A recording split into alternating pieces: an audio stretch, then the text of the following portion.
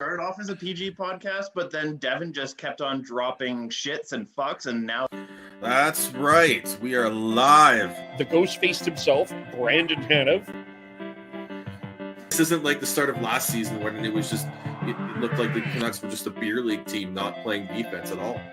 And just before Chris goes, no, I'm Chris, you can actually go now. No, hold on. We had to give more time for coming on late. So. I still had, hold on. All right. Chris, go, and then I got something else to say at the end. So, an elf and a midget in 2 back-to-back games. He's definitely on a friendship tour for sure. Saying, oh yeah, I'm okay with him being, the 6'7" defenseman. No! He is a AHL defenseman right now. Look, Shonky, don't mind Devin, okay? We all struggle with Devin, so you know. Well, hello everyone, and welcome to the Shifts and Pucks podcast. You can, of course, follow us on Twitter at Shifts and Pucks, Facebook.com Shifts and Pucks, YouTube.com Shifts and Pucks. We're live there. We are also live on Twitter on the Area 51 Sports Network. You might be seeing us there, and those that are following Area 51 Sportsnet might be wondering, who are these dudes that are invading your space? Well, we welcome Sean Warren, Area 51. Looking all dapper behind the mic. You look like This is my usual Sunday wear, of course, on a holiday Monday. So yeah, take what you get here, guys. Hey, you're the best looking guy on this Fire 5. Except, Devin. Sorry, Devin, knocking you out there. It's Sean now. It's okay. That's all right. This is a good start. Flattery gets you a long way. Yeah, that's been my strength of getting through. Well,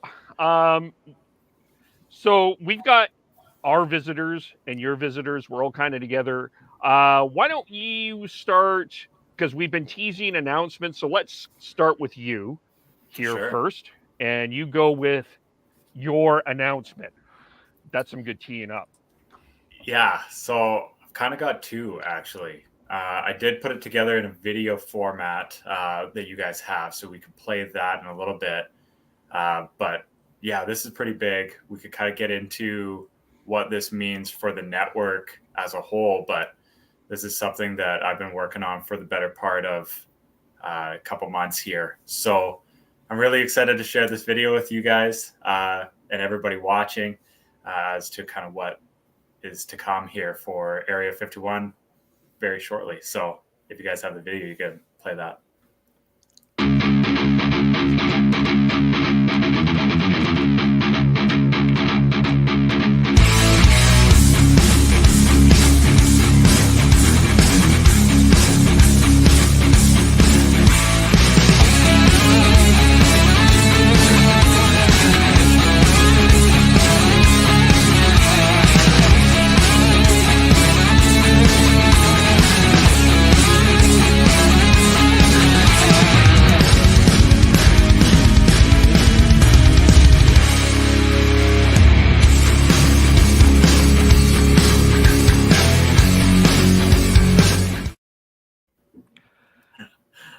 You have no idea how excited I am to actually share that with people. I've had those cards against my chest for a very long time. So, Just let it out, amazing. Man. Congratulations, first of all. Yeah, thank you. No, it feels like a huge exhale right now, honestly, to be able to finally share that news with everybody. So, as you saw, kind of a 2-strand announcement as first, Area 51 and the good folks at ASTV, North America's fastest growing media company. We are partnering up. So we will be having an Area 51 broadcasting channel that will be on or available on stuff like Roku, Apple TV, Amazon Fire TV, as well as YouTube, where a lot of archive stuff will be, as well as the ASTV website and the Area 51 website. So that's what's coming up here. Different podcasts and shows that we have right now, live stream shows, will be streamed there in TV show kind of formats, as well as obviously expanding that coverage and content collection as well. Then the second one in there was that I am joining ASTV. So I will be taking over as the Pacific Northwest Regional Manager. So everything from BC through to Oregon will be kind of in my domain. We'll be looking for broadcasting rights and airing different sports, not just hockey, but various leagues throughout the area there, and better spotlighting the incredible sports landscape that we have up here in the beautiful Pacific Northwest. So just really excited to share all of that. Honestly, this is massive news, and just excited for what's to come, because really, as big as this is, it's just the tip of the iceberg for what's to come. So it's a big exhale to share that much of it, but there's a lot more coming where that is concerned. So thank you for letting me share that. Thank you for sharing just the tip. Yeah, just the tip. Always, you got to tease it a little bit, right?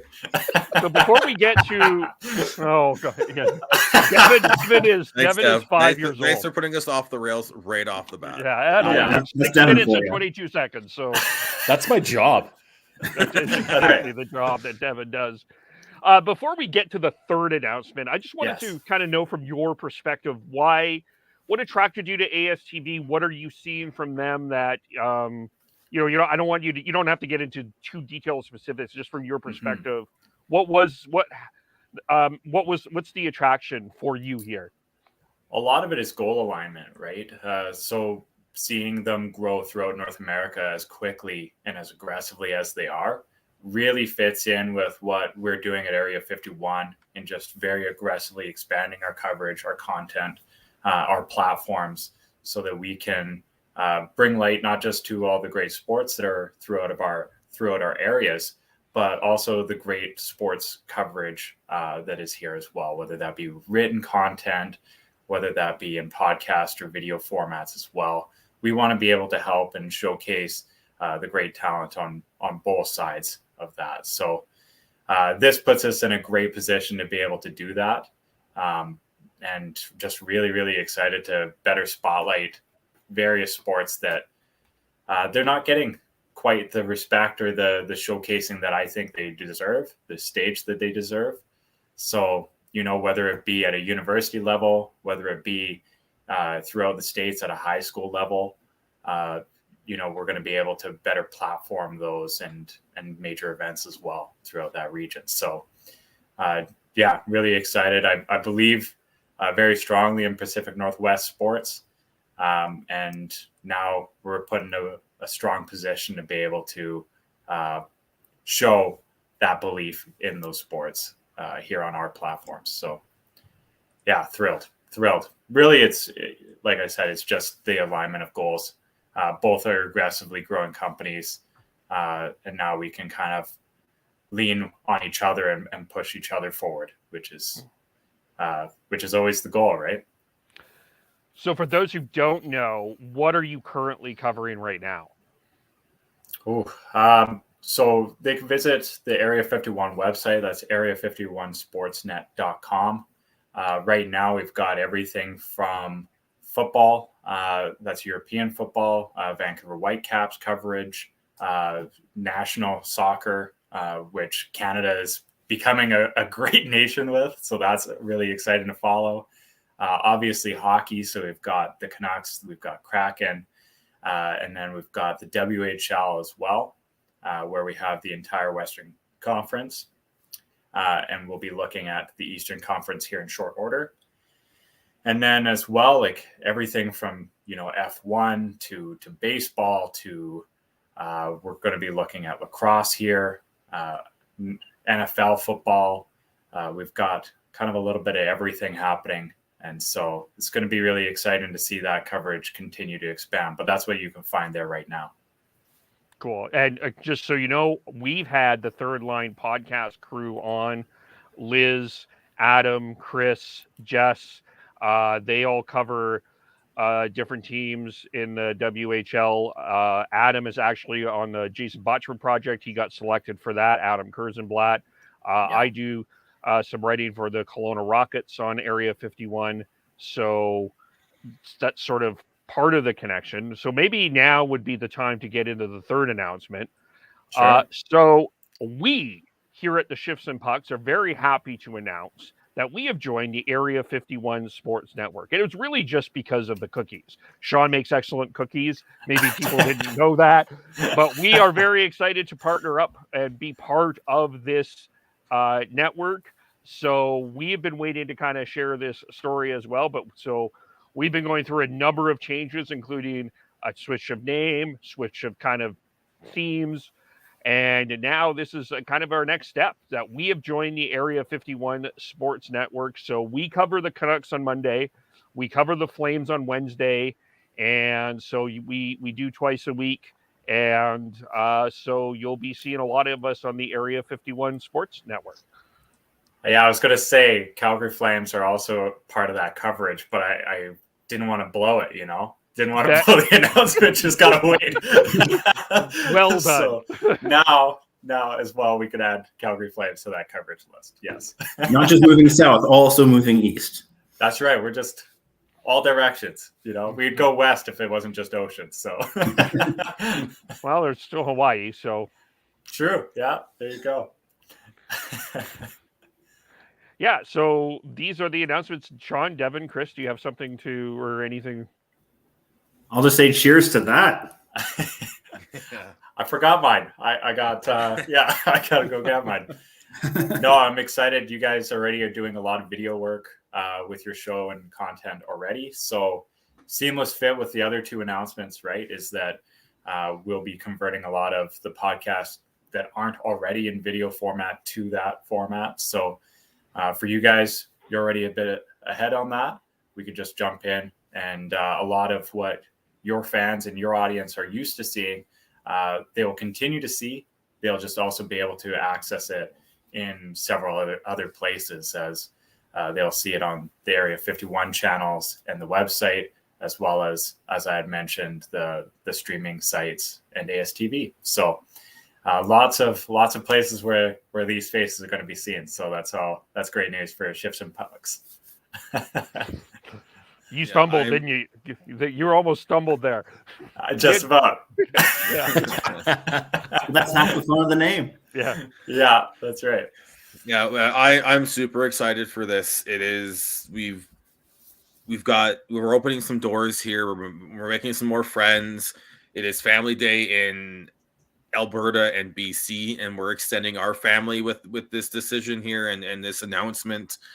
And it's just, I'm really excited to see what the future holds here. And I'm glad that we got Sean Warren here. Another Sean that spells his name right, which is also really nice. And as well as the whole Area 51 family, I am excited to join, because it's the more the merrier. B,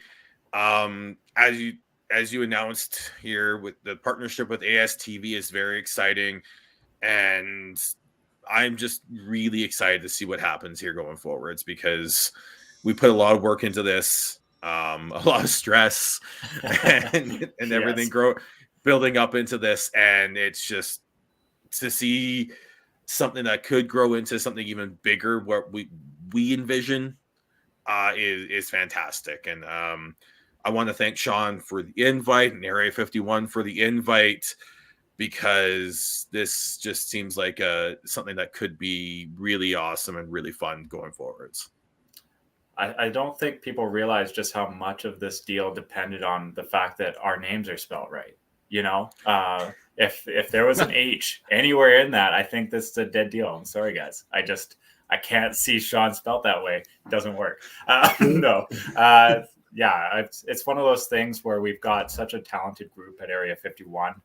I believe so much in everybody that has joined that family, and you guys are included in that group. And I feel so passionate about the people that we have the best people that are out there providing content, and it's that belief that is why we want to have that platform grow and that platform reach and be as accessible as possible. So I'm really excited to have you guys become part of that family. So how fitting for Family Day.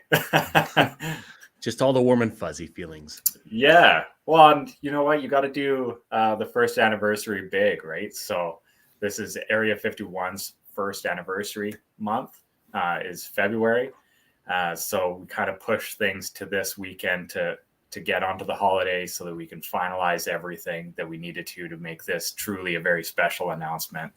And just really excited that we were able to close everything in time so that we can share this news with everybody today. Devin, Chris, did you? Well, let's fucking go. This is beautiful. Let's go. It's the collaboration is like they go hand in hand. And I'm going to echo Sean's sentiments there, just saying that. Listen, it's going to be amazing to see what doors are going to be opening through this opportunity with Area 51 and us being a part of it. Also with ASTV, we're going to take over the goddamn world. So let's fucking go. That's right. We're just slowly working east and south. So there's a lot of continent to cover here, boys. Let's go. Yeah, let's go. Yeah, lots of change, lots of growth in the past couple of months, at least for us, but also for you guys as well. So yeah, just overall excitement for moving forward and moving bigger. Yeah, it's been a good little slog for sure, and it's really exciting to partner up with someone that, you know, we have a very similar passion, and we want to see things grow, and I'm really excited what is going to happen here. I think this is a huge step congratulations for you. You're in a huge step in your career, huge step Thank for you. us in our career. So I think there's a lot of a real true alignment here. So the third line crew is the great crew. I've already got to know a bunch of them myself, so we're looking forward to relating more. I think this is going to be a really exciting partnership. Yeah, well, and that's the cool part too is I know for myself, I didn't know exactly which path this was going to go, especially at the beginning, right? Like I think I started everything 4 years ago, right? So I certainly didn't have aspirations of being a broadcaster or, you know, managing a region like that, or even going down that road. I viewed myself more as a writer than anything. And so it's incredible what doors open up when you work at it. And, I see that opening up for so many people in our network already, like you mentioned with Adam, with the Botch Project, stuff like that, where there's a lot of doors being kicked down right now by Area 51. And I love it. Let's break all the hinges off. So, just really, really stoked to see what the future brings. And honestly, so much of it is still unknown, right? We're just scratching the surface of what is to come for each and every one of you as individual people in the network, but every show as well. So, just absolutely stoked to be here. Yeah, and I should mention, not only Adam, but Liz Child has a new gig as well. She does. I'm San drawing a Jose blank. Hockey Now. San Jose Hockey Now. That's right. So Yeah. she's covering there as well. So she's making some huge strides as well. So, is there anything else we need to touch on here? I know that you are in a bit of a time crunch. Yeah. Nothing too much yet. Obviously, this stuff is still going to be rolled out. It's not live right now. So it's coming. It will be like a new page on the website. It'll be a new channel on those locations there, as well as, different content that we'll see. You'll be able to find Shifts and Pucks on the website as well. So all of that will be housed in the usual spots on area51sportsnetwork.com, and as well as your guys' typical channels where everybody's used to finding you. So continue to support local. That's one of the big things for us is we're big on local support, local teams, local coverage. And in this time, where we've seen so much upset as far as national coverage, we've seen it in both our locations, right? With Bell and other things like that. Supporting local is so important. So if I can, advocate for anybody to do that, that's the biggest thing. And that's just going to help drive up that content more and more and give us better opportunity to provide that content free of those major corporations. So you want your content your way, that's the best way to do it. Support local. Yeah. Yeah. I mean, I said radio's not dying. It's just it's adapting right now. So that's kind of where we are in the sports media landscape. We're in an adapting process, and and that's what I think ASTV is part of that for sure. So absolutely. Yeah. Well, and I mean, the same can go for TV, right? Like a lot of sports TV is shifting too. A lot of it's going streaming route. And so partnering with ASTV, we're jumping right into the future. We're skipping all of the other steps and going right to streaming and online. So a lot of people have had to adjust. We've just always been here. So it's perfect. Yeah, for sure. Awesome, guys. Well, thank you so much for having me on it and let me share these announcements with you guys. Well, thank you for coming on. And we're going to have you and the Point Shot Hockey people on. Congratulations, by the way, to Malcolm having a baby girl. Listened to this morning. But we'll have the Point Shot Hockey guys on for sure for a little chit chat, and we're looking forward to that. And have a great rest of your day, and keep that smile. And then you're also going to have to do, because I got to tell you before you go, Sean is calling me a Logan Stankoven stank. Okay. What I am very happy about is you are from Kamloops and you understand how good Logan Stankoven is. So I'm not talking from out of my butt here. You have actually seen him live. You can back me up on some of the things that I have said about Logan Stankoven. So we'll have to have you. I was screaming at the draft, man. I couldn't believe that he was left on the draft floor. I'm a Canucks fan, of course. So my Canucks completely bypassed him. I was completely chapped. He's a top 15 talent out of that draft class. I can tell you that much. The kid's phenomenal. I've actually had him on. It was not the Point Shot Hockey podcast yet at the time. It was the Area 51 Hockey podcast still. But if you go deep into the archives, you can find a Logan Stankoven interview. It's there. We've had him on the show. He's a fantastic kid. Super bright future in Dallas. As much as that's to my chagrin that it's in Dallas, but yeah, phenomenal kid. Yeah. Hey, if JT Miller gets traded to Dallas, just saying. I'm holding out hope, right? You gotta have some hope there. Yeah. I'm glad you've got some company in the stank crew there, Kev. Hey, he's small but mighty, man. Small but mighty. Yes. All right, Sean Warren, take care of yourself. Have a great rest of your day. We'll talk to you soon. Sounds great. Take care, guys. See you, Sean. Yeah. So that is Sean Warren, Area 51. If you missed it, maybe Sean Warren, Area 51, joining the ASTV crew. We have joined the Area 51 crew. So we're like a big family here now. Or on Family Day, we've become a bigger family, and it's a huge step for us. Thanks, Chris, Devin, Sean, Tyler, Heidi, everyone else, Dylan, and everyone else. I think this is a big step for us too, as I think we grow from this. I really believe that, and we're going to learn, and we're going to be, I think, a bigger presence out there. Who's this Tyler you speak of? Who and where is he?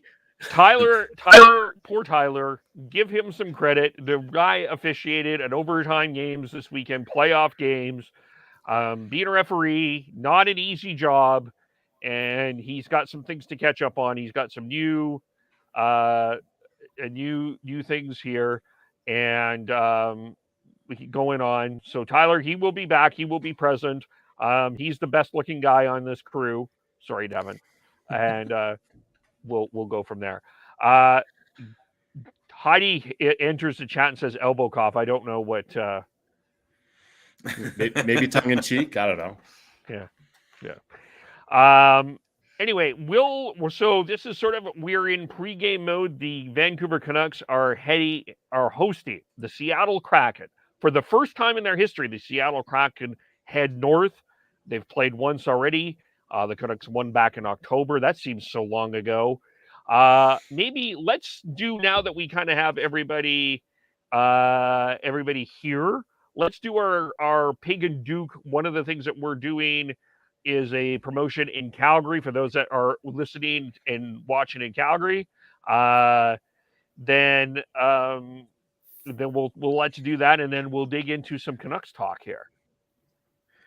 First off, I just wanted to shout out to Dylan. We're thanking you because you have been one of our loyal listeners going forward from a while now, and then we wouldn't be here without our listeners, right? Yeah, and absolutely. Our viewers and all that. So you have to find a way to thank everyone, whether it's Dylan or Heidi, John Gee. or Gene Guy.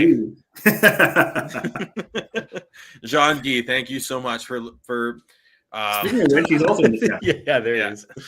There you go. Exactly. Yeah. Thank you all for tuning in as regularly as you do. I know we've missed others as well who listen pretty regularly, including loyal listener Steven, who is the owner of the Pig and Duke Pub, who we have partnered with. The Pig and Duke Pubs are in Calgary, and we have partnered with them to be part of their Pig and Puck Club. They have 2 locations you can go to and join the Pig and Puck Club. The downtown location at 503 4th Ave Southwest, and the neighborhood pub at 1312 12th Ave Southwest. Members of the Pig and Puck Club get game day specials when they go and watch Canucks and Flames games at either location, which is what I did actually earlier today. Members are also able to enter a draw for tickets to the April 23rd game at the Saddle Dome. The Saddle Dome that Kevin somehow hates or doesn't like enough between the Canucks and Flames. At the Pig and Duke, you can get their house beers. They've just launched these a new set of house beers, the Pub Life beers. There is a lager and a copper beer that you can get at the Pig and Duke. I tried both today. They're fantastic. Both very crushable beers.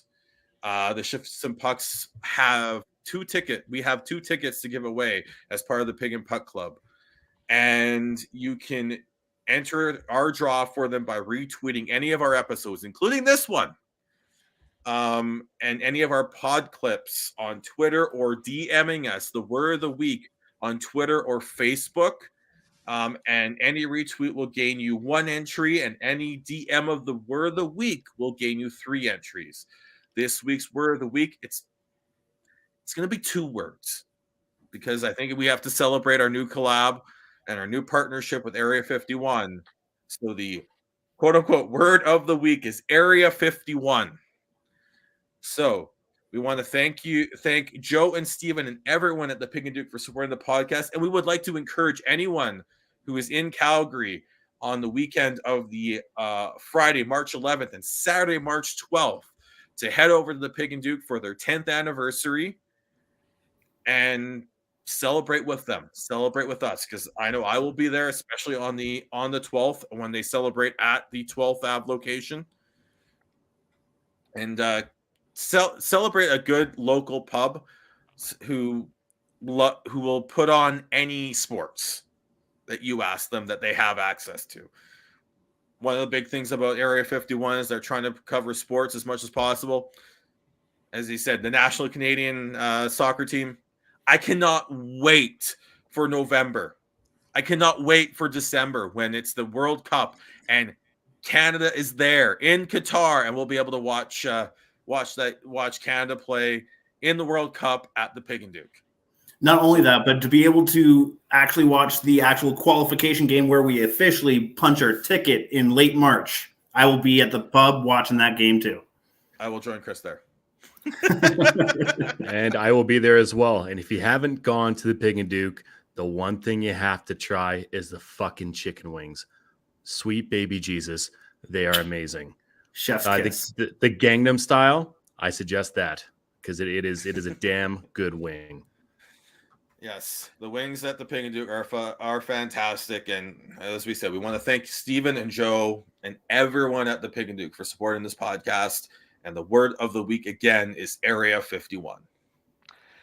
There it is. So there we go. With all of that, I'll just touch on the lineup here because, the couple of things from the Canucks perspective. Thatcher Demko starts. Kyle Burrows out. It looks like at least 2 months with ribs. with a rib injury. The lines tonight: Horvat, Dickinson, Besser, Miller, Pearson, Garland, Pedersen, Podkolzin, Hoglander, Lamico, Mott, Highmar. Defense: OEL Myers, Quinn Hughes, and Travis Hamonic. Brad Hunt, Luke Shen, Madison Bowie, the extra defenseman. Just quickly before I get to the power play for the Canucks, Chris Driedger starting tonight for the Kraken. Hayden Fleury, Austin Zarnik out. Morgan Geeky, Carson Soucy are expected to be back in.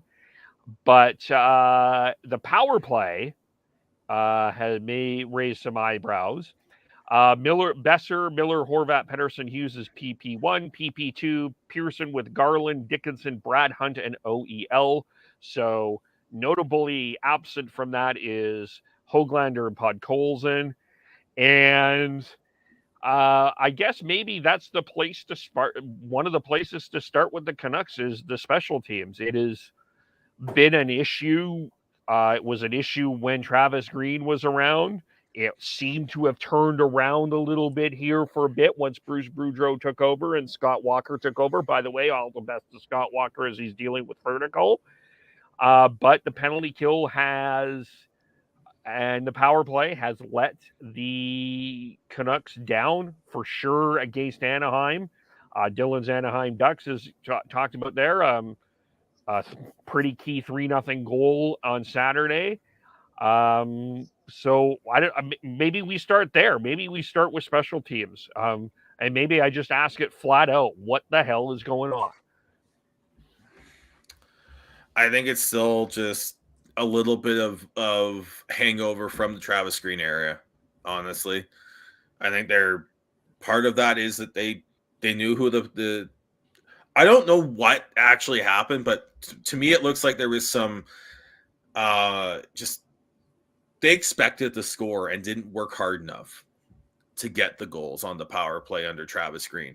And you're starting to see them come out of that under Bruce Boudreau, but I think that we're starting to see that creep back in a bit, which is not good. And they honestly need to wake the fuck up.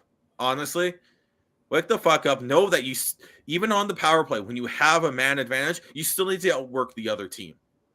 You still need to make sure that you win those puck retrievals. Those are key. You're not always going to score on your first attempt, and not every shot's going to be perfect.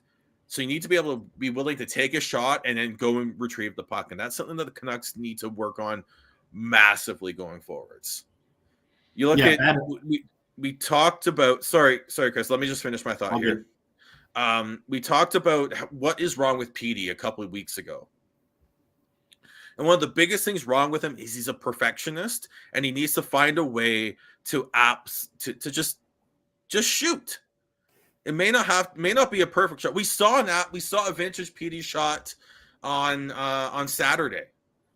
A little bit too late in the game, unfortunately, but we still saw a vintage Petey one-timer, and he needs to let those go more often than not. He can't just wait for the perfect pass. And unfortunately, I think that's where he's at. And I think we've actually mentioned this a few times on this on the podcast about how he's waiting for that perfect pass from Quinn Hughes to absolutely rip it. Go look at Ovi. The guy will shoot it if it's off his back foot, off his front foot. If it's 5 feet behind him, he'll still try and find a way to shoot it. If it's in that face-off dot, he is shooting it. Yeah. If it's anywhere within reach, Ovi's shooting the puck, and I think we kind of need that we need to see that from Petey going forwards. But the other thing, we need that from everyone. But you also need to know that not every shot's going to go in, and you have to find a way to retrieve the puck and find a way to get the puck back and then start moving the puck around again. It's frustrating to watch on the power play, and the penalty kill. I think you're going to go with ebbs and flows. I think for the most part, the penalty kill has looked better under Bruce Boudreau. They're in a bit of a bad spot right now, and it just sucks when the power play is not working as much. It isn't going. So for me, the penalty kill isn't nearly as big an issue right now than the power play is. And yeah, as Sean was touching on, old habits die hard. The fact that they I'm not sure what happens, but basically they just go back into this lull because Boudreau is trying to get him to be aggressive and to actually shoot more. But I guess just like I said, old habits die hard, and they just get back into that same old rut, and then they go and overpass and wait, like Sean said, wait for that perfect shot.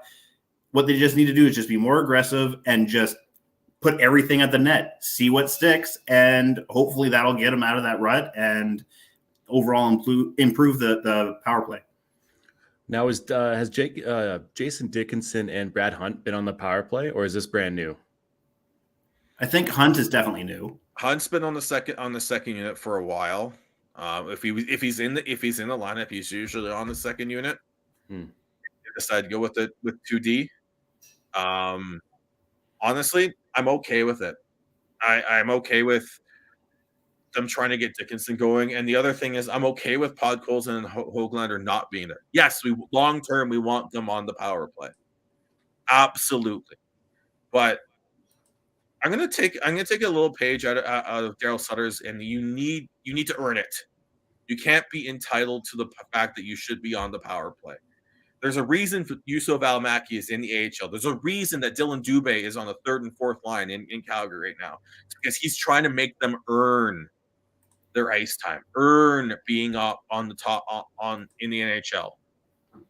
And I'm not saying that Podkolzin and Höglander haven't been earning their ice time and all that, at least just yet, but they need to find a way to earn it more. They need to make it so that Bruce Boudreau cannot say anything other than, yes, you have to be on the power play.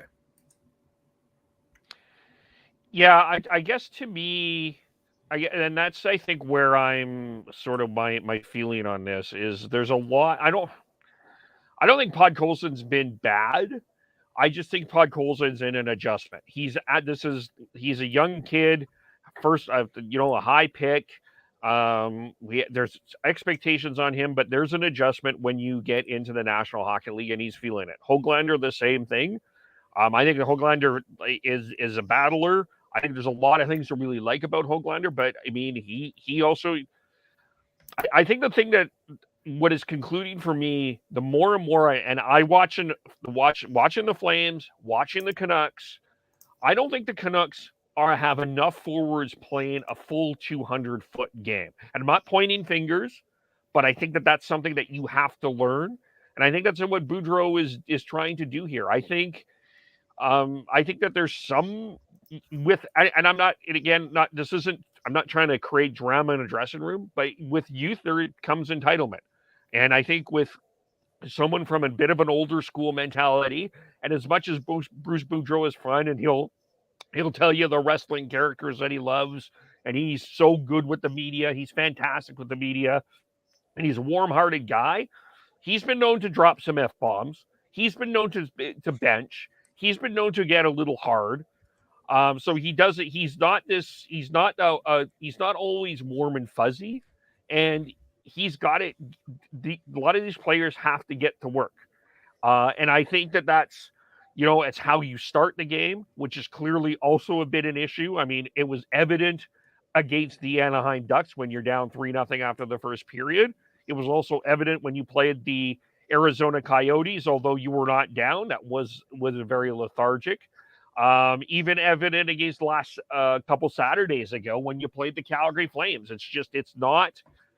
It's how you're starting, and that's building within the special teams. And I just think there's not enough 200-foot play in general from the Vancouver Canucks. I'm not pointing fingers at specific players.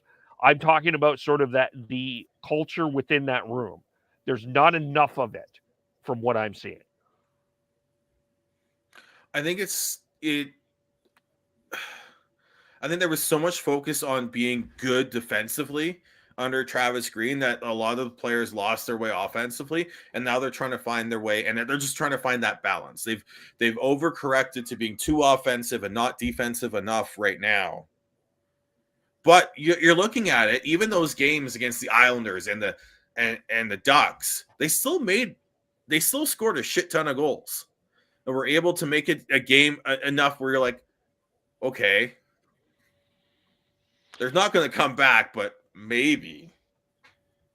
But if they can find a way to swing back into the middle here, and this is a long-term look at here. I think if you're a Canucks fan right now, you should be looking at next season and beyond. If they can find a way to bring the ship, bring that overcorrection back into the middle, and because they're still not technically out of it, and they can surprise us, but and they make a run here, great.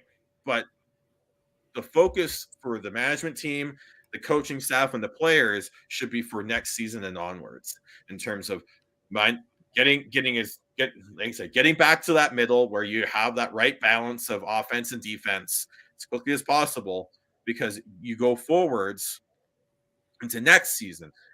This team, especially up front, when you've got Petey, you've got Besser, they aren't trading him. Stop with that. They've got Connor Garland. They aren't trading him. Stop with that. They've got Bo Horvat and Hoglander and Podkolzin. They've got a good core up front. They can find a way to add one more good puck mover who can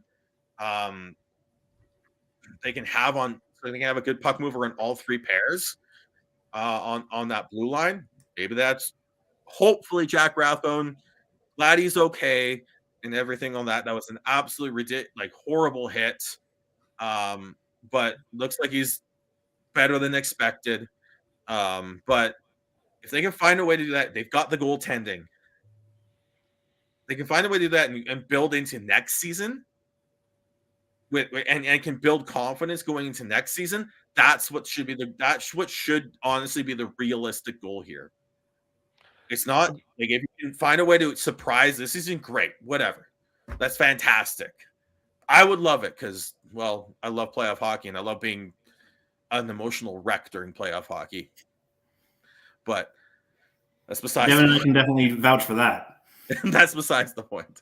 But you've got a young core that you can build around.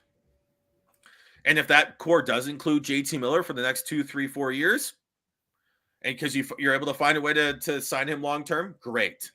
But if not, you're moving on. And you're trying to find a way to trade him for as many assets as possible that can turn into something. But John, I didn't mean to cut you off. Yeah, the way I look at this for the rest of this season is build this team and start creating good habits going into next season. Bruce Boudreau.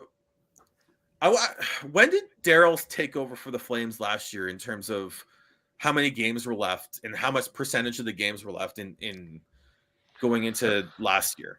Around 15 to 20. Around this time, 20 or 30 games left. 20 games left? Okay. So Boudreau has a lot more of a runway to do that. He's got basically it's about half the games. Was it 50-some games last year? 56? Yeah, we was 56 games, so 56. So 30, he had just under half, essentially. Let's call it a third. Yeah, a third. And Boudreau's got a lot more, but that's what should be the plan. Is that you build those good, and then you look at how the Flames came out of the gate this year and how good they're looking now. Why can't the Canucks do that? And to piggyback off of your initial point of the fact that they were kind of overcorrecting to Boudreau's style, I think that's kind of the reason why we aren't really sure what the Canucks' identity is this season, because they went from one extreme to the opposite, and now they're trying to find that middle comfort zone of where they actually are, actually feel right and things feel comfortable, and that they can actually get their mojo going without it being while it is being sustainable.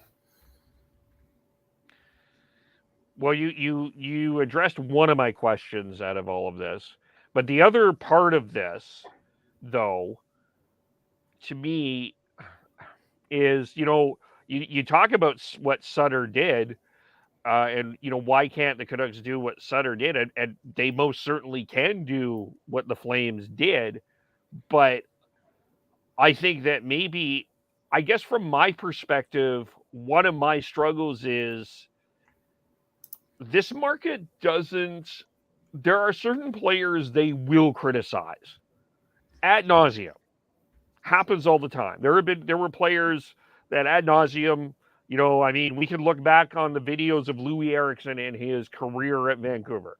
Because of that contract, there's a lot, and there's other players in this market that have not, they don't get that same criticism. And to me, I think I'm wondering if when we're talking about, if we're talking about, the adjustment from Green to Boudreau and the adjustment of everything here, are we not putting the blame on the players here? Are we letting this kind of pass? Because that one of the things that Daryl did, and I'll tell you, after 28 games, is he said this wasn't good enough, and this shit stops right now. Well, I think saying that is a nice way of saying that the players need to be better. Okay. Yeah, I'm just clarifying from your perspective. No, they do need to be better. They do need to find that right medium. But right now I'm in an understanding position where I'm going, they are trying to break bad habits. They are trying to break old habits.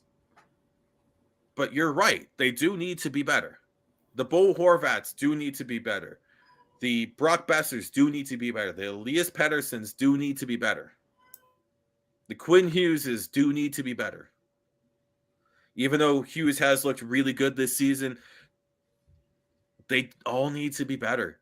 The Höglanders need to be better. The Podkolzins need to be better. You need to find a way to balance that out and make sure that going forward, and especially going into next season, starting beginning of October next season, that they need to be ready to go, be able to toe that line properly and get going, because that's what it takes to be a winner in this league. They have the skill. They have the young players who are skilled enough to be successful in this league, at least up front for sure. There are some holes they need to fill in the roster. I'm not going to argue that at all. But they need to find the top players still need to find a way to find that right balance. But that's also something that every team goes through. Sure, there is a learning curve with everybody that goes involved in that, for sure. But I mean, I guess the question comes down to, like, 200-foot play. We've spent a lot of time on the forwards, but I mean, let's other than Quinn Hughes, other than OEL, other than Tyler Myers, there's a really solid group of 6 and 7D here that are playing 1 and 2D positions, and they have to fix overall. And I'm sure with Cami Granato and Emily Castonguay and Derek Clancy, I always keep forgetting him, Patrick Albine, who, by the way, is a GM. I think most people were forgetting him. Jim Rutherford. I think they know they need to improve defense, but let's at least acknowledge that defense, they have to fix it. And it's an organizational need to fix. Like, it's fine that Jack Rathbone is there, and you're right, Jack. I'm glad to hear Jack Rathbone is okay, but there needs to be an overall improvement on the defense for sure. Which is interesting considering what Rutherford said on Halford and Brough earlier in the week, because he actually said that and I'm paraphrasing here, so it's not an exact quote, but he said that he's generally okay with them and that there's something he can work with there. So I'm not sure how much he's planning on tweaking it, but apparently he's happier with our D-core than Kevin is. I think Rutherford sees the potential. Look at the Zadorov Goodbranson pair in Calgary. Those are two guys who are big physical defensemen who people do not going. Devin, going into the season, how much confidence did you have in a Zadorov Goodbranson pairing? I can't believe I'm on this podcast. This is amazing. No, it's sorry, I haven't. I had some things to say, Devin. No, totally fine. I could have jumped in, but yeah, basically zero. And I just want to add to that as well. I had zero confidence within Goodbranson. I thought that was a stupid signing. and it's worked out very well. I was high on Zadorov, but those are Daryl Sutter players, right? So they play the system very, very well. And that's why Daryl Sutter contacted Goodbranson in the offseason and said, hey, wait out free agency. I want you, and I want you to come in and play for me. And that's been massive. I'll let you finish your point, Sean, and then I got a question for all you. But that's my whole thing is like you can be successful with big physical defensemen if you put them in a position to succeed. And I think we're starting to see that. The issue right now is that the team defense isn't there. As you said, Kev, the 200 foot from the forwards is not there, and they're pushing hard to be better offensively than they were under Travis Green, but they're not. It's finding that, and a big part of that might be speed on the wings. And I think that's the big, honestly, that is, if you want something to look for that Jim Rutherford and Patrick Allvin are going to be looking for, and that management team are going to be looking for, it's speed on the wings. So I think, like I said, Podkolzin and the Höglander long-term are safe.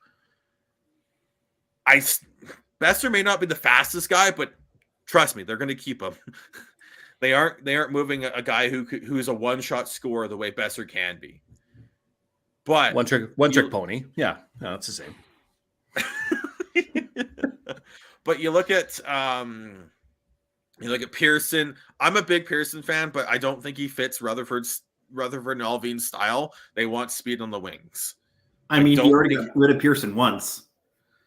He's already done it once. For Goodbranson, actually. Yeah, that is kind of ironic who was in that deal. But I think you also look at Tampa. I wouldn't call McDonough a fleet of foot defenseman. I wouldn't call Sergachev a fleet of foot defenseman. Hedman, very good skater. But you've got Eric Chernak, Jan Ruda. They won with Braden Coburn, and like those aren't fleet of foot defensemen. But you have to have the forwards come back to be able to support them so that they are in a position to succeed. And I think that's the biggest thing that the Canucks are missing right now is they don't have that speed on the wings.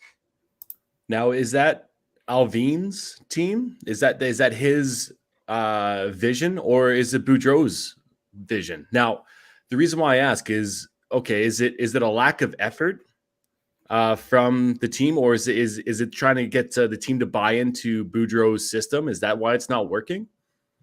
I think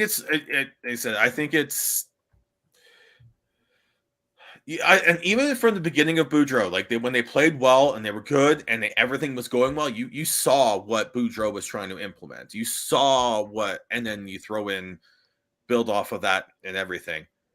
But as soon as things start to go a little bit awry, you can see how the team sort of sucks back into more of a zone defense style and don't pressure the puck not nearly enough. And I think we're starting to see that now. It's still trying to break the old habits from the old system that did not work. Flat out did not work.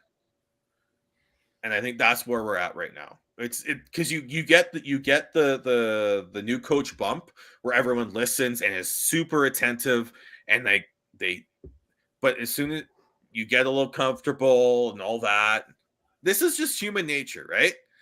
You think about, go through your life and how you, like, beginning of something new, you're always very super attentive, and then things can fall back a little bit, and especially when things get intense and stressful, you fall back to what's comfortable. And unfortunately, right now for the Canucks, what's comfortable is like just is a very passive defense, and that's not what's going to work for them. They need to be more aggressive. And when they do get away from that, that's when they're successful, and they're still just trying to break it. I think ultimately what Sean's trying to say is that kind of like how Sutter's Flames kind of excelled a lot better once they had an off season to implement what Sutter wanted to do instead of just the first, 20 or so games. They got onto a roll, and it was actually sustainable with what Sutter wanted to do moving forward.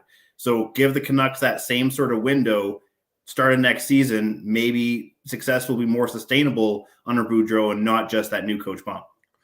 And I'd be very curious to see what acquisition/trades Alvin is going to try and do to help bolster that lineup. Like you said, Sean, maybe more speed on the wings, and to Kevin's point, maybe some depth on defense.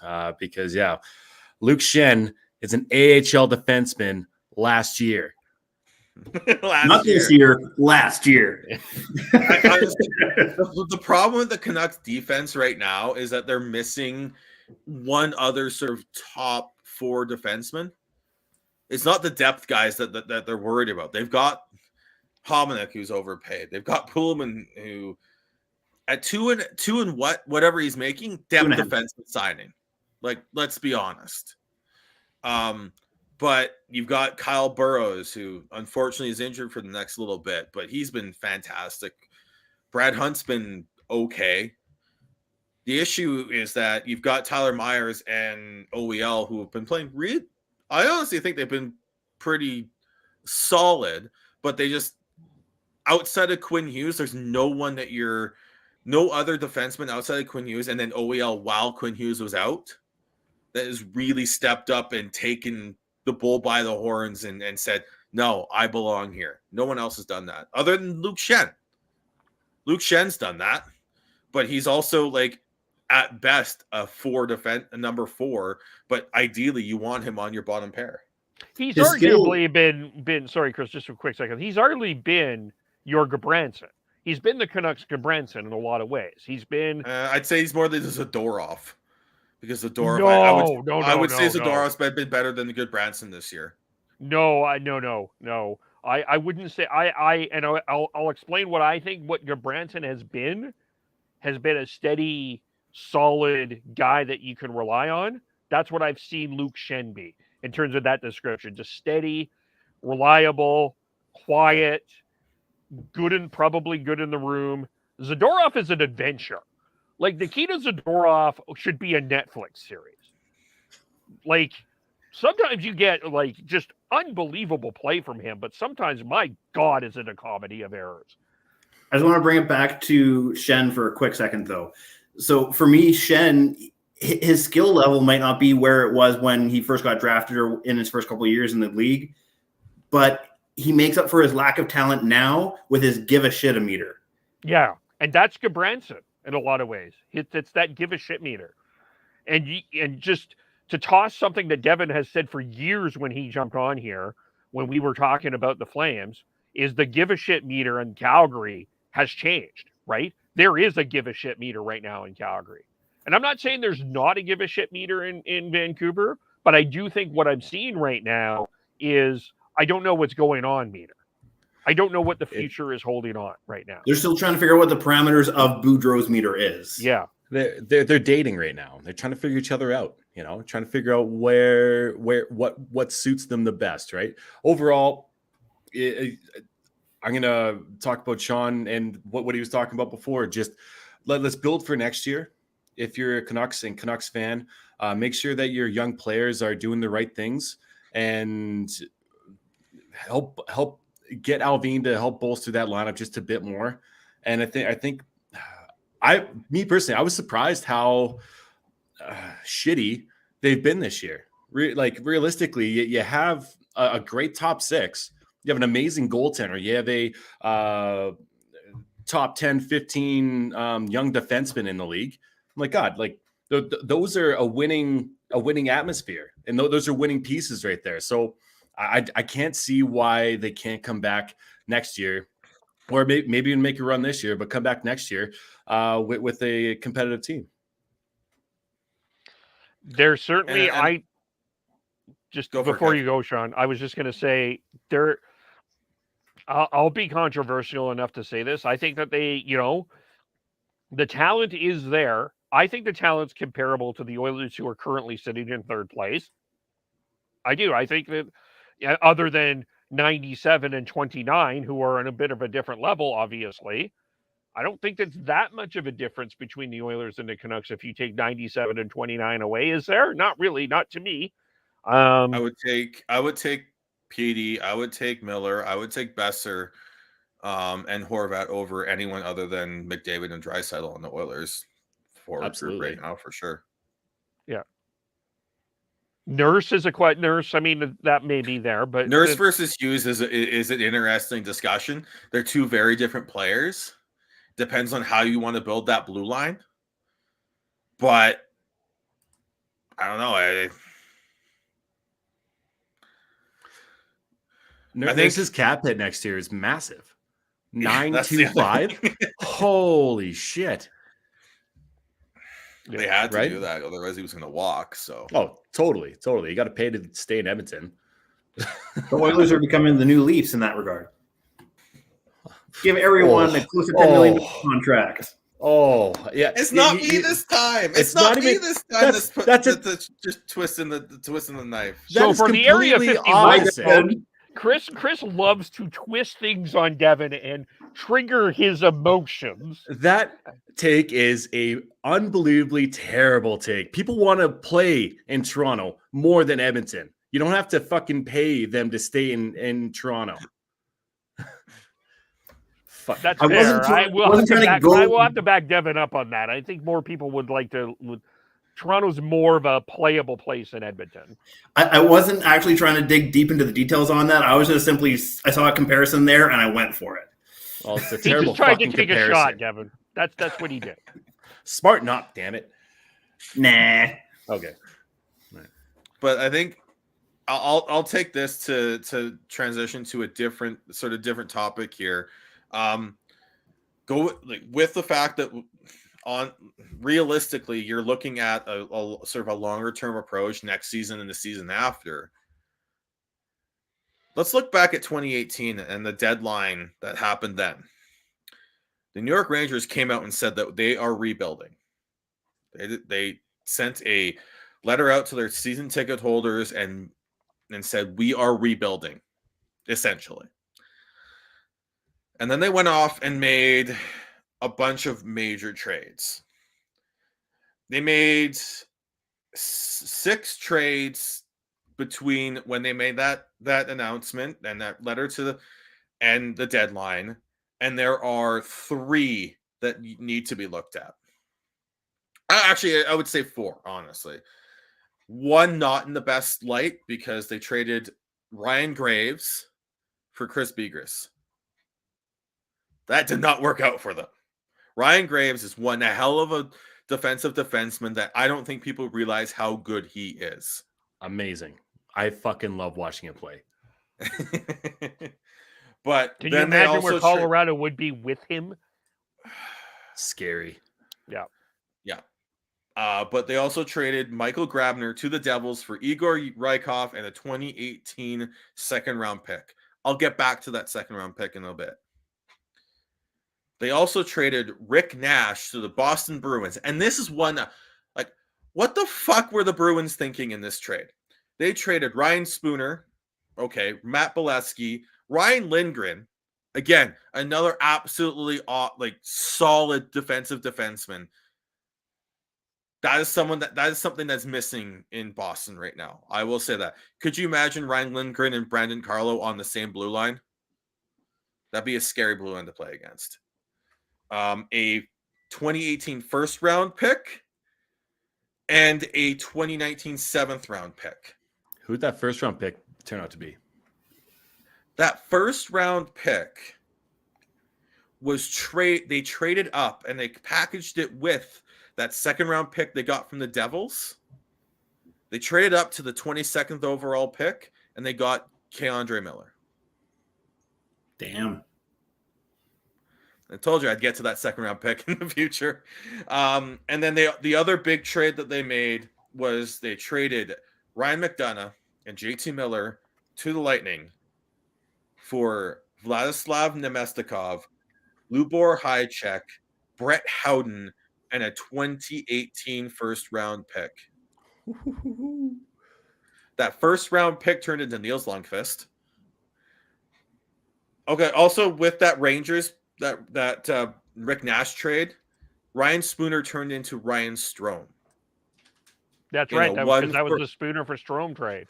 That another great Peter Chiarelli 1-for-1 trade. But and Matt Bring Bolesky Cirelli was back, nothing. please. Please. Is Matt 1-for-1 Bolesky- going to be on his gravestone? Yeah, Matt Bolesky was nothing, but the fact that they turned Rick Nash into Ryan Strome and essentially Keandre Miller, that's pretty good.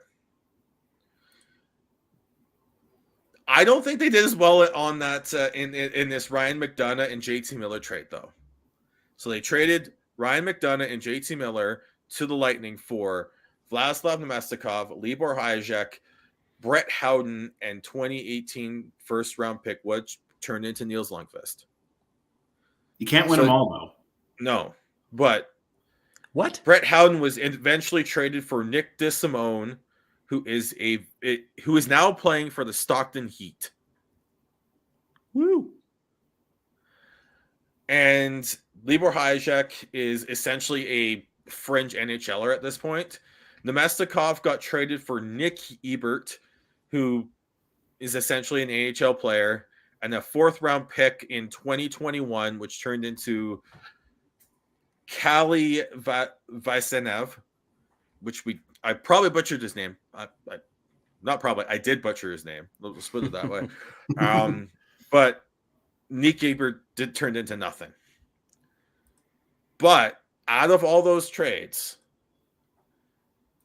they ended up with Keandre Miller and Ryan Strome and Niels Lundqvist, who are good young players or key players for them in this season. Keandre If Miller I'm looking is long term for the Canucks. Sorry, Dev, go ahead. Keandre Miller, if anybody who has not been paying attention, is a second-line defenseman. Yeah. And he's a great young prospect. Now, before you move on, Sean, as well, is that they could have gotten Jacob Bernard Docker, because that was the first-round pick going to the Sens. Yeah. So, yeah, because that was, I think they traded with the Sens. They traded up to get Keandre Miller, and the Sens traded down and got Jacob Bernard Docker. So either way, you're getting a good. Keandre Miller's in the NHL now and is already a top 4 defenseman. Jacob Bernard Docker looks like he's going to be a top 4 defenseman. So if we're looking at this, how do the Canucks replicate that going forwards? I know I've been someone who says don't trade JT Miller. You have to at least, you have to listen. That's what the Canucks are doing. They are listening. They're not shopping them, but they're picking up the phone. But you also look at those trades. I would say the reason you're going to get a 1st-round pick for JT Miller, no matter what, right? The reason that Rick Nash trade looks so fucking good now, not only were they able to turn Ryan Spooner into Ryan Strome, who is a top 6, a top 2 sort of center for them, but Ryan Lindgren is a very, very key player for them. This is why you have to make sure that you get the player you want in these trades. This is why if I'm Patrick Alvin, if I'm Jim Rutherford, I'm adamant that Braden Schneider is involved in this trade. If the Rangers are wanting to bring back JT Miller, I'm saying that Braden Schneider has to be involved in that trade. We want Braden Schneider first, and then work a deal around that. Talk about that trade tree. Holy shit. Not the one you just did, but if Miller goes back to it's a trade Rangers. Yeah, exactly. Have fun with that one, Dangle. I'm telling you, I'm going to get involved in trade trees. He's not going to be the only one. I'm getting involved. That's an off-season project. Trade trees. I love it. But you heard it here first. I'll join you. You look at that Lightning trade with McDonough and Miller. McDonough still had a year left on his contract, and then it signed another one. Miller was an RFA, so they basically traded an RFA and a player, a top. At that point, McDonough was a top pair defenseman who had 1 year left on his deal, and literally all they have back for that right now is Kali Vasanev, who is an unknown. He was a 4th-round pick, and Niels Lundqvist. you have to make sure that you get this right, is what I'm trying to say here. If you can find a way between the middle of that Rick Nash trade and that McDonough-Miller trade, it's good. But Nemestikov turned out to be an average player. Brett Howden's now playing on the Vegas Golden Knights as a fourth liner. Hajek is a fringe NHLer. And you gave up a top pair defenseman and a top 6 forward. That's okay. What I'm trying to say is that's what you're looking at if you're looking at trading a JT Miller or anyone like that. It's not a guarantee that you're going to get that. You have to make sure you get that right prospect in that trade.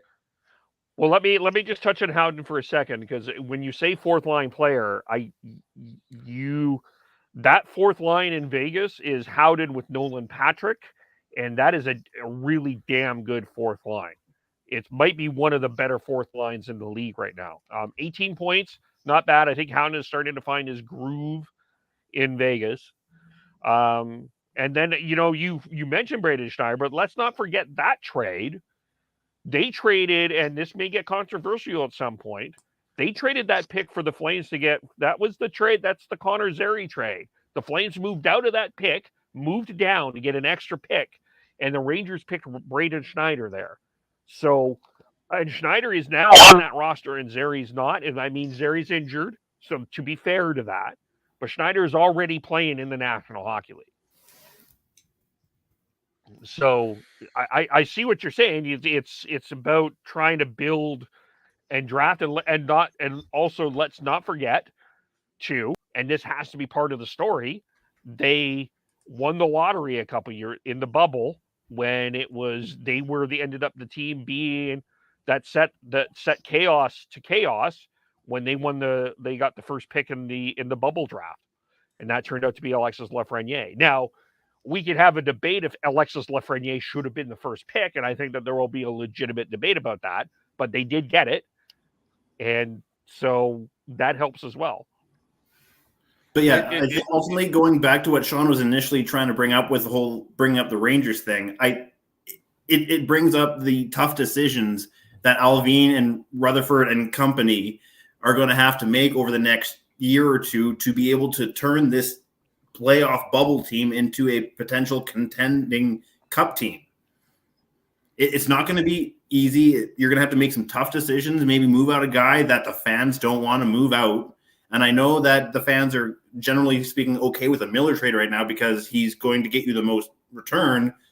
But like we've covered on this podcast in the past, Miller is one of those guys that you win with. And if you can, you want to keep that guy because he's that guy that's going to pull a Kessler in the second round in 2011 and push you through just on his own sheer will on his back and get you through a round or two in the playoffs. So who do you trade?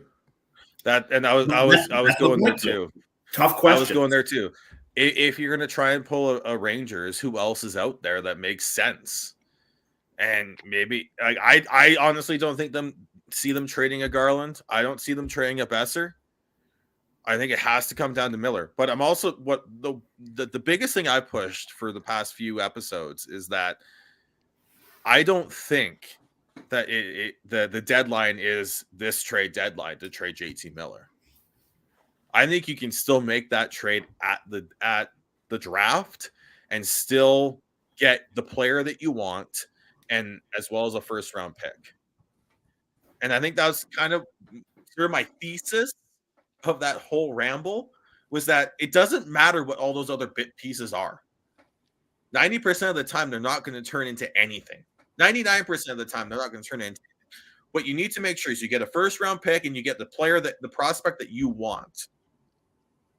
Everything else is window dressing. And if it turns into something, that's fucking fantastic. But get that prospect you want or that young player you want and get that first round pick. Well, new family members, Point Shot Hockey, said the same thing on their podcast.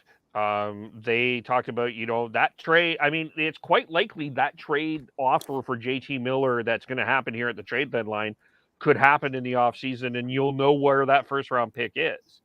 So that to me is there. But Sean, I have to disagree with you about Brock Besser. I'm sorry. It's okay to be wrong, Kev. But we're well, fine. no, I'm glad you acknowledge that, because I think you kind of are, because I think that you have to.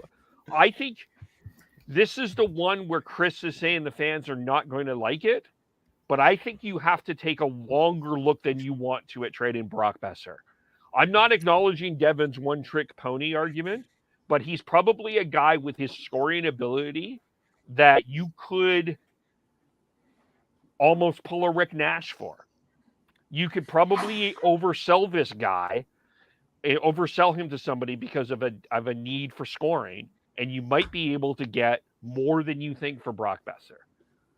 I think you need to take a longer. I'm not saying that you shop him around like it's Costco and you have a deal on Brock Besser. No. It doesn't have to be the absolute right steal of a deal. Yes. Do you look at it longer than I think people want to? Yes. You've got Connor Garland, who I think will be better as the years go on. You've got Niels Höglander, who I think will grow there. You've also got Will Lockwood, who I think you will hope, if you're in sell mode, maybe you see him coming up here at some particular point in time. You've got maybe with the development of Danila Klimovich, he probably needs at least another season down in Abbotsford, but you've got that option there as well. I don't know. I think that this is something that you can take a longer look at than you want to admit. And I just want to piggyback off that as well. Who else on this roster is going to get you that a prospect player if you're not willing to part with, if the only person you're willing to part with is Miller? And I think I'm with Chris on it. I've said it before, is that Miller is a guy who you win with, and Kessler's a great kind of comparable. I mean, not exact comparable, but a good comparable of a heart and soul player that can take you over the edge if you needed to. That is an emotional cog, yeah, to where everybody needs to be. So I that's why I think Besser could be on the move as well. Is other than who else on that top six are gonna move. And let's be honest, that's probably why Besser Saravelli made news earlier this week when he put him on the trade ship board for the deadline. Because realistically, if you're reading the tea leaves and you're seeing what Rutherford is saying and whatnot, the likelihood of moving Miller is not too high unless you get that perfect deal. So who's your next most likely piece to move? What was that, Sean? I would say the same thing about Besser. You're not moving him unless you get absolute perfect deal. And don't get me wrong, I'm not saying you're moving him for the sake of moving him. I hope you hear what I said. No, you can't. I was just giving you a hard time because I'm at the point. I personally think that Besser is a player that you win with. He may not have that that outgoing personality that Miller and Kessler have, but you need those quiet guys who can just. But he's also a one-shot scorer. And that is something that is rare in this league. He has that one-shot scoring ability. And he may not be the fastest player, but he's a smart player. He's someone who has very much improved his 200-foot game to a point where I don't worry about him when he's on the ice 200-foot wise. I think we're looking at the younger players, and even I'll even throw Bo Horvat and Petey out there just because I think they're also in bigger matchups, and there's a higher expectation out of them as opposed to the other guys right now. I'm not saying they're bad. I'm just saying that to take that next step, both of those guys need to take the next step. And I think both of them have taken sort of mini steps forwards in that, but not enough. They still need to take that. They still need to take more steps forward. And I just look at that and a lot of that Besser talk also comes down to what is his next deal looking like? Is he going to take a hard line approach where he's going to say, I'm not taking anything less than my qualifying offer, or is he willing to take less than the qualifying offer for a long-term deal? That's the biggest question, because that's part of it too. And we'll get into this with Flames talk either next episode or going into the off season when it comes to Tkachuk. Everyone's talking about Tkachuk being the next captain of the Flames. That's not the right choice. No, I'll tell you. I'm not saying that in necessarily a bad way, but the captain needs to be willing to take a bit of a pay cut from $6 million to $5 million. Oh my gosh, for those players playing like we're people who make not nearly that, right? To do this in our daily lives, to taking a pay cut between $6 million and $5 million or whatever it is, the captain needs to do that, in my opinion. I'm not going to get into this on this episode because it's Canucks, because this is a massive tangent that we could go down, and I know. We can totally get into this another time. But I think the one thing that is very advantageous if you are thinking about moving Besser is that he's an RFA, so he still has team control, or the team, whoever's team he's on, or potentially he gets traded to, they have control, right? So that if you're going to do it, now might be the time. And I'm not saying it's going to be a trade deadline acquisition. That sounds like more of a potential trade in the offseason, right? Before arbitration has to kick in. If they do trade Besser, it will be at the draft, in my opinion. I don't think they do, but I think it is a trade. It is a draft floor trade, not a trade deadline trade. I think most of what happens is going to be draft floor. Honestly, that's the other thing. The other thing is, just to get back to what I was trying to get at, is the captains need to take a little. I think if you're you want to be a captain in this league, and you're dealing with a contract negotiation, you need to lead by example and not be just about yourself and the dollars. Because in a hard capped league, if you want to fucking win, and if you just want to make money, fine. There's no, I'm not going to knock or say anything bad about someone who just wants the money. In today's day and age, if you want the money, go for it. I'm not going to get too upset about that. But if you say you want to win, there's a team attitude that needs to come with that. Who says you can't have both? Who says you can't have the money and be a good captain? The cap says that. Like what I'm trying to say. No. What I'm trying to say is, with a hard cap in the NHL, in a sport that is very much a team sport. Look at Connor McDavid. Look at your Leafs, Dev. You've got 3 players making $10 million, and there's holes in both those rosters that would be filled if those players took if McDavid and Draisaitl both took $1 million less. If Marner, Tavares, and Matthews all took $1 million less, that's enough for a good player, right? And I'm not, like I said, if you want to go for the money, go for the money. That's your prerogative. But if you say you want to win, and you're in the middle of a contract negotiation, and I'm directing this. This is Canucks talk, but I'm directing this at Matthew Tkachuk. Then it's time to stop playing hardball. It's time to actually think about the team and know that. Okay, Dev. Say that the Flames make it to second round or farther, but don't win the cup, and they're like, okay, we're close. And then you see Tkachuk take a hardball stance, saying, I'm not taking less than Brady. I want my 8-figure contract. What are you thinking as a Flames fan? I'm thinking he's looking out for himself. Yes. Because realistically, it's let me finish. You're the one who asked the question here, right? They're a lot more contractors than they are the blood, sweat, and tears of an organization, and that's the difference between old school players and new school players. That's the reality of it. And going back to McDavid took $2 million less than what the Oilers offered him.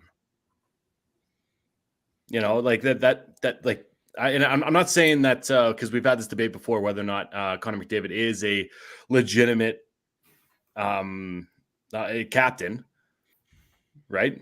But I'd say good on Tkachuk for standing his ground, honestly. And realistically, if they can get Johnny Gaudreau to sign, then Matthew Tkachuk will follow. But we are tangenting, though. I just want to point that out. Yeah, let's save a little bit of this for Wednesday. Going back to where I was trying to go is if you can sell Brock Besser on the vision of this management team, the Jim Rutherfords, the Patrick Alvines, if they were able to sell him on that, then I think he should be willing to sign for less than his qualifying offer. But if he isn't, then then you've definitely fully explored that option. Well, I think there's a number of two different things that are at play here, though. And the first is sort of what Devin is talking about in terms of, you know, cap and like historically, it is tough to win Stanley Cups with over 10 million with players making a good chunk of your cap. I mean, we've seen that historically. But the other problem is, and you know, this is for a longer, deeper conversation, but the NHLPA does not applaud pay cuts from superstars. That's, you know, it's one of those things that you're right. I mean, the NFL talked about all the time. Russell Wilson, big debate in Seattle. Why don't you take a pay cut so the Seahawks can get some of the players that they need? That always, but doesn't happen. Hasn't happened yet. Same thing in hockey. We don't see that. And it's not, I don't know if it's necessarily the players, but quite frankly, if I could be so blunt, the incompetence of this NHLPA that is in it for some things and not in it for other things is a big issue of why we don't see some of the things that you want to see. It's a bigger and deeper issue than saying Brock Besser should take, or Matthew Tkachuk or Johnny Gaudreau should take a pay cut. I think there's a lot more at play here, which I think it's a bigger, I think in a lot of ways it's a bigger, deeper discussion that even an Austin Matthews and a John Tavares, right? And it's also that kind of is indicative on the relationship between the NHL and the NHLPA as well. That's what I said. Oh, sorry. Yeah, you're right. It is a bigger discussion, but one of the big things that I think I feel like I'm rambling a lot this episode, but I think part of episode. But I think part of it for me is also like you have to be Rutherford and Alvin need to be able to sell this to not only Besser, but you've got Miller and Horvat next season that need new contracts, and Horvat's a big one. Like Miller is someone, as we thought. I would probably have it at 70-30. He's not a Canuck at the beginning of next season. That's where I'm putting it at. But you've got Besser this season. You've got Horvat this season after that need new contracts. And you have to be able to sell not only that, but you also have to be able to sell new players and free agents on where this team's going. If you're going to actually be, and not necessarily big name players, but depth players that you can do that with. And it's not just coming home to BC or coming home to Toronto, which Dev is a big reason why they were able to get players like Thornton and Spezza back. to sign for so little as they did. And that's huge because the same thing. There's a reason why we keep hearing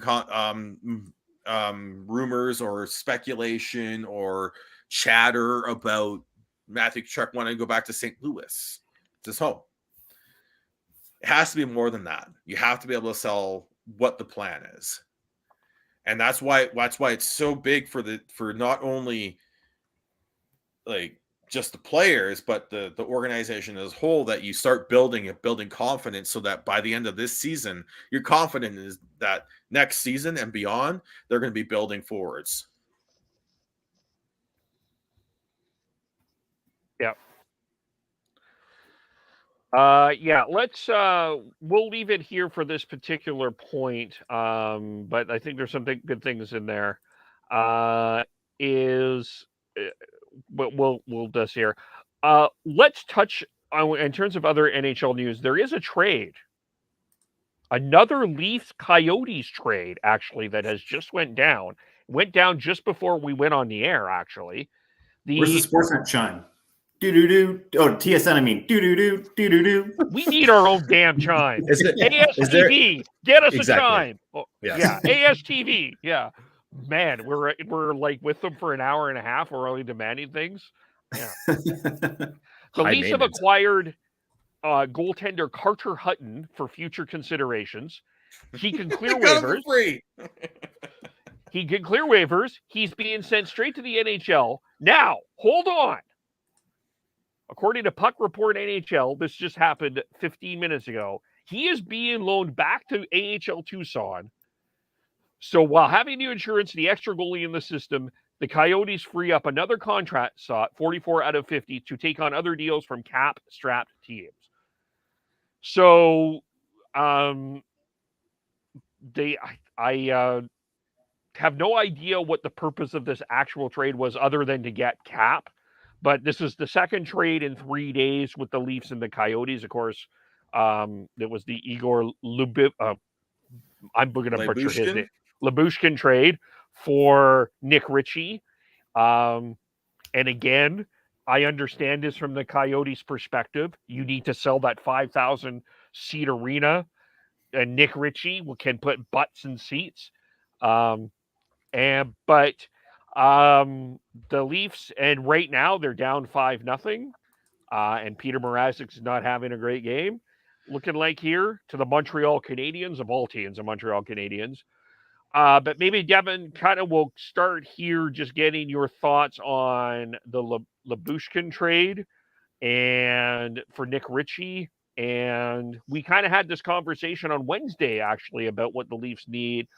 They did get a defenseman. I don't know if it was the type of defenseman that we thought they needed, but where are you at? To be honest, I don't know much about Lyubushkin. And Dzingel got claimed by San Jose on waivers earlier today as well, part of that trade for Nick Ritchie. So I don't have much to say on that. As far as the Carter Hutton situation, Hutton is on IR as well. So there's got to be something, a cash dump, essentially, to Toronto, which is super weird. And then back to the Roadrunners. I don't know. It just seems very weird. But if I've known anything about being a Leafs fan, is that Kyle Dubas has something up his sleeve and he's doing this for a reason. And I don't think it's really showing its true colors as of yet, but I think that it will. Also, can I just say, poor Ryan Dzingel getting whiplash. Oh, I'm going to Toronto. Oh, nope. I should just catch the next flight to San Jose now. Maybe he got told that he's going to get moved. Or no, I guess he wasn't moved. He was claimed on waivers. So yeah, he's probably like halfway to Toronto and then realized like, well, shit, I got to go across continent again. Yeah, hopefully he hadn't caught that flight yet. He's going to be using a bunch of his air miles. Because you could just drive to the Bay Area from Arizona. Yeah, right. As far as Lyubushkin goes, he played for the Arizona Coyotes 18-19 season, played 41 games, 4 points, -9, 13 penalty minutes. Very similar to 2019 to 2020. Very similar to last year as well. So it looks like he's playing half the games. He seems like a bit of a tweener, but it might put a bit more depth within the organization as far as right defensemen go. So I don't know. It's like I said, I have a feeling that Dubas has something more up his sleeve.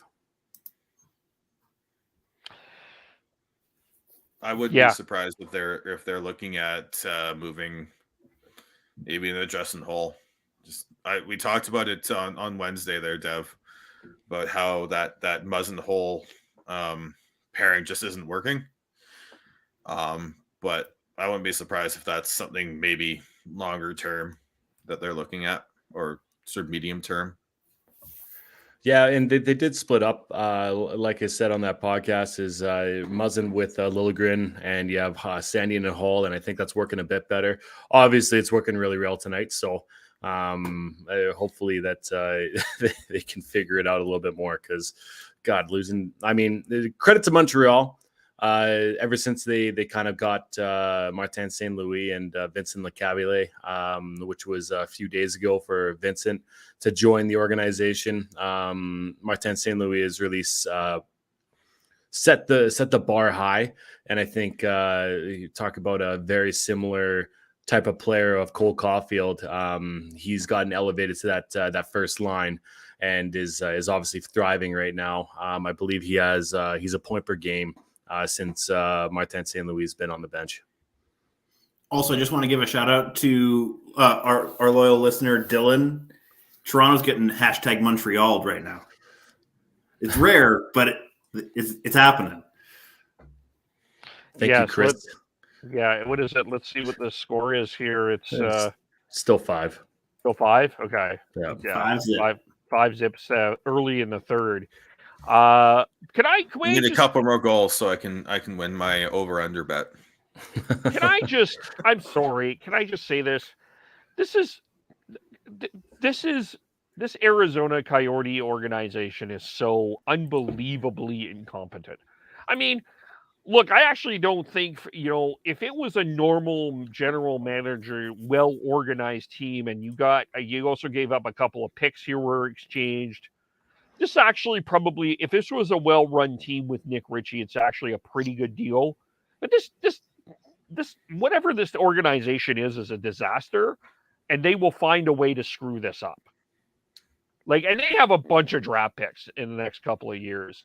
And they have 8 in the first 2 rounds this coming draft. 8 in 2 rounds. Yeah.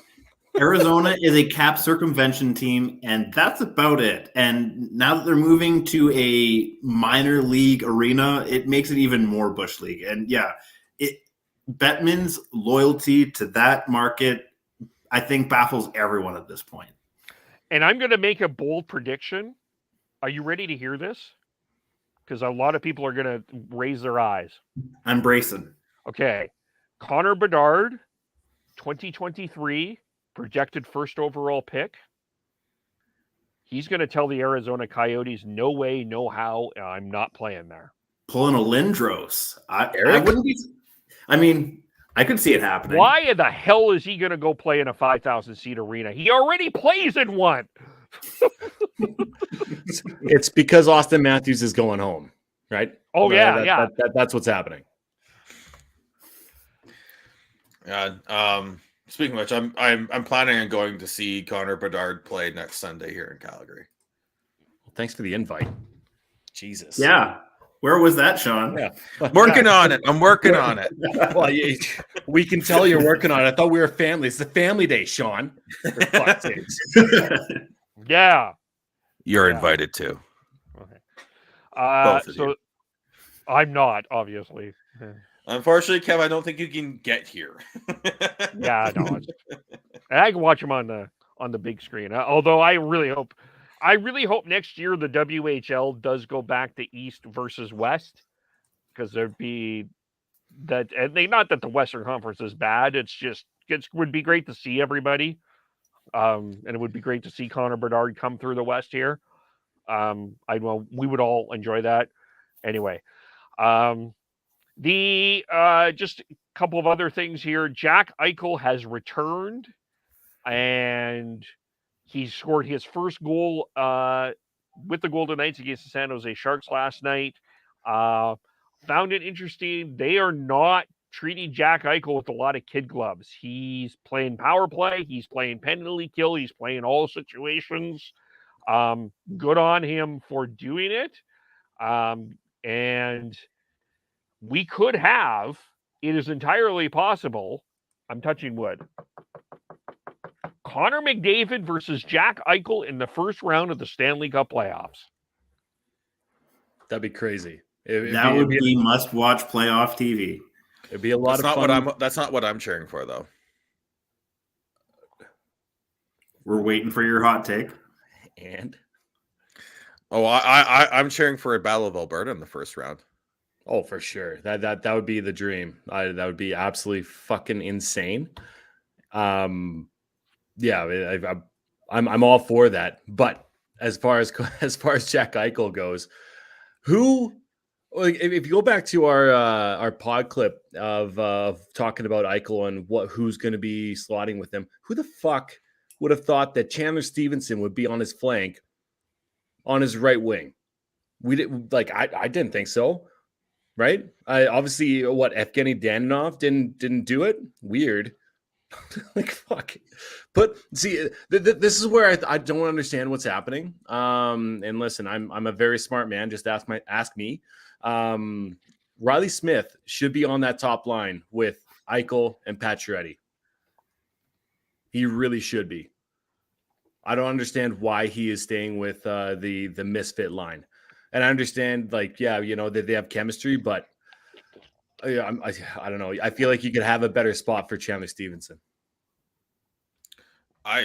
You were the one who said put Chandler Stevenson on the third line. He was on the third line. I mean, what they did do is they actually split up the misfit line though. For that first game, the lines were, if I remember correctly, it was Dadonov, Pacioretty, centered by Eichel. Then you had Carlson with Riley Smith on the right, and then they had Calle Yarncroc. No, that's not no. Janmark. Egan Colasar, I think maybe. No.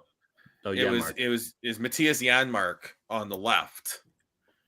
And then you had Marchessault with Stevenson and Nick Waugh, or Nick Roy, however they decide to say it. On the quote unquote third line, but I don't mind them with Mark Stone out. I don't mind having Pacioretty and Eichel and Stevenson as a line, and you have the misfit line. And then you throw together, and then they still have a deep lineup with, as Kevin said, with that fourth line of Brett Howden and Nolan Patrick. Then you've got Nick Waugh and Matthias Janmark. William Carrier has been a good energy player for them. I don't see. I would try and deepen the lineup a little bit doing that, but more what they had in that first game. But I don't, if you're looking just to load up the first couple lines, I think that's with Mark Stone out, I don't see a reason why you wouldn't do that. My ideal lineup would be having Riley Smith with Eichel, Pacioretty, Marchessault, Carlson, and Danilov, and then you have, or even put Nick Waugh on that right wing. And then you have Stevenson, Janmark, and Marchessault on that third line. I don't want this to necessarily be a total rabbit hole conversation, but once Stone comes back, like we were expecting in the playoffs, how do you slot that? Where do you slot him back in? How does that lineup shake out with it when he's back? Top line right wing. Yeah, but who gets bumped? How does that? Stevenson. Okay. Yeah, I would. Okay, just to finish out the lineup instead of being very vague. That top line: Pacioretty, Eichel, Stone. Then you have, I would have Stevenson on the right or on the left wing. Bump Marchessault down, give a little bit more depth, and then you have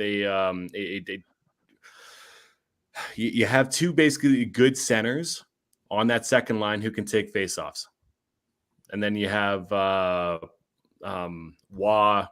Marchessault, and Danilov. And then you bump down Janmark to where he probably should be. Well, I mean, he's a good third liner, don't get me wrong. But then, yeah, you get more depth that way. That's the way that I would do it. Just don't forget Keegan Colasar, though. He's a really good player that plays on their bottom six. Nolan Patrick, right? What's that? Yeah, he's a perfect energy player, right? Yeah. He can play up your lineup if you need to add some energy to a second or third line, but he's a perfect fourth line energy player.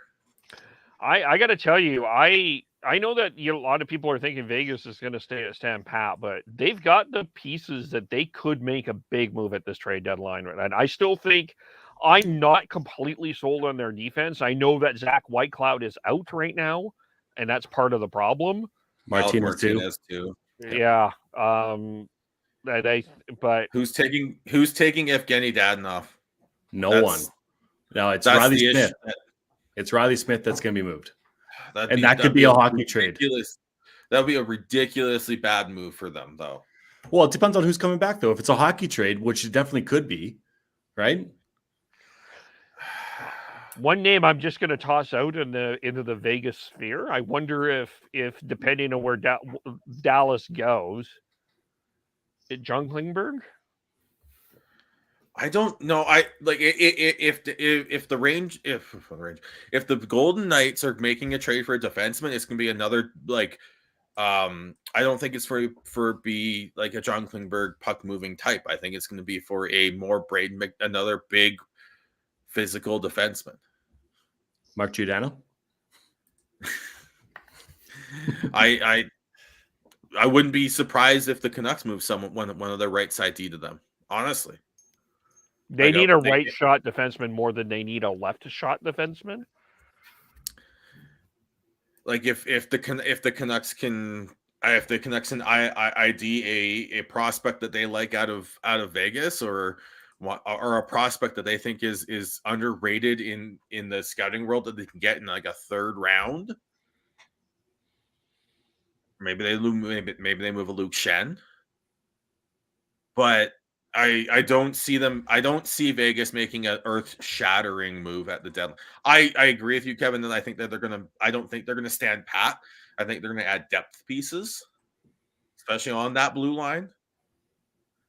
But I don't see them making another big move because you look at their players that they have in the AHL in the system. Leighton Ahak, Peter Dilibatore, Daniil Chaika, like Caden Korzak. Like there's some players that are potentially could be something, but I think they need to add some depth on that blue line. Yeah. Caden Korzak could be an interesting piece that could be a prospect. I'm showing my WHL bias there, but he would be a guy I would have a look at. Korzak's a very interesting because he hasn't really like 33 points in 68 games in 18-19 and with the Kelowna Rockets, 49 and 60. I don't know if he profiles great, but he could be a good depth player. Yeah. Yep. Unless I'm missing something and I look at that and like I'm just looking at counting stats for sure. But this is where the scouts come in. If there's something that is missing and then he's not producing at the level that they think he can, then but that's always what the scouts think too. But I know. Yeah. I could see Korzak being someone that they end up moving at the deadline to help add a more reliable defensive depth that going into the playoffs for sure. Yeah. He was quote unquote only a second round pick. Yeah. And then so yeah, I mean it'll be interesting. I think I think for the Flames talk one, I think we can get into where the Flames and the Golden Knights are at in terms of that race. Is there anything else we should touch on as we are hitting the 2-hour mark? To be fair, we are also, because we spent a half hour with Sean. Completely fair. I think if one thing before we finish off is probably the women's gold medal. Let's go. Suck it, USA. We kick ass at hockey. Captain Clutch forever.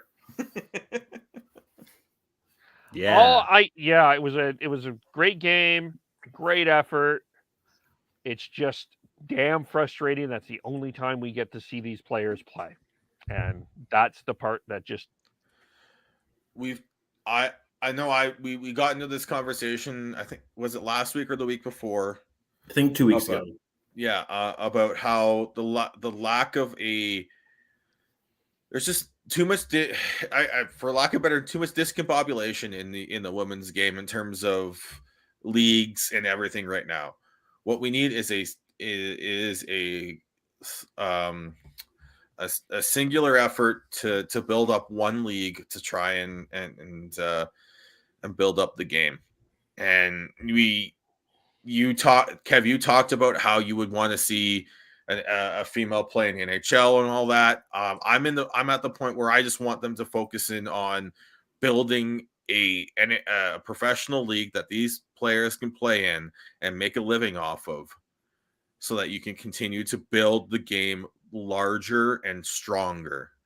Because one player playing in NHL is great, but a whole league making a professional living off of playing hockey would be even better, in my opinion. And I think that's what Marie-Philippe Poulin, when she talked about when the ECHL recruited her, that was her point. She wants the ECHL and wants the hockey NHL to promote the women's game, and I agree with her. Go ahead, Chris. The dream would ultimately be like if the NHL can somehow mimic what the NBA has done with the WNBA, that's ultimately the dream. Like you want something where everyone is playing in one league. I realize the politics is kind of what is kind of hampering everything right now. If they can somehow figure out a way to put those things aside and to actually do something for the betterment of the game, then they can get the television contracts, the extra money to help develop all that stuff that goes with that. Like that's what they need to work towards. And I really hope that they're somehow able to do that. Yeah. Just an interesting development that did happen over the weekend. PHF Commissioner Tyler Tamina resigning until the end of the playoffs. So that I think sorry, Kev, I just don't think you worded it quite right. She's stepping down and all that, but she's staying on until the end of the playoffs. Yes, that's what I said. That's what I said. What did you think I said? It didn't sound right to me. That's all. Sorry. Oh, that's okay. Well, that's what I think it might have been worded a little awkwardly, but anyways, we get what your point is now. So let's move forward. Okay. No, sorry. I'm like, boy, what did I say? Sorry, everyone. There might have been a miscommunication between the brain and the mouth, but ultimately, we're getting where you're going. Oh, maybe if I said something wrong, I'm sorry. Maybe it came out wrong. I understood the same way Sean did, but like I said, we understand what you meant. So let's just move forward. Yeah. Okay. All right. Okay, let's leave it there. How do we follow everyone? I am BeardyConnect03 on Twitter. I'm at Schneid's on most social media. Follow me on Twitter at Gordhouse09. Tyler, who will be back, we promise.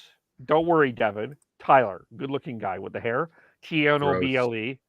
I am KBOLE, Shifts and Pucks on Twitter, Facebook, YouTube, Twitch, Area 51 Sportsnet. Give them a follow. Area 51 Sports Network as well. Find them. We will be back Wednesday where we discuss Flames, 1:30 Pacific, 2:30 Mountains, when we will be live discussing a number of different things. We might have a guest, who knows? And we get claps. That's great. But again, we are with the Area 51 Northwest. Big day. Joining the families, family joining us. Welcome, new people. We will talk to you all very soon. Bye for now.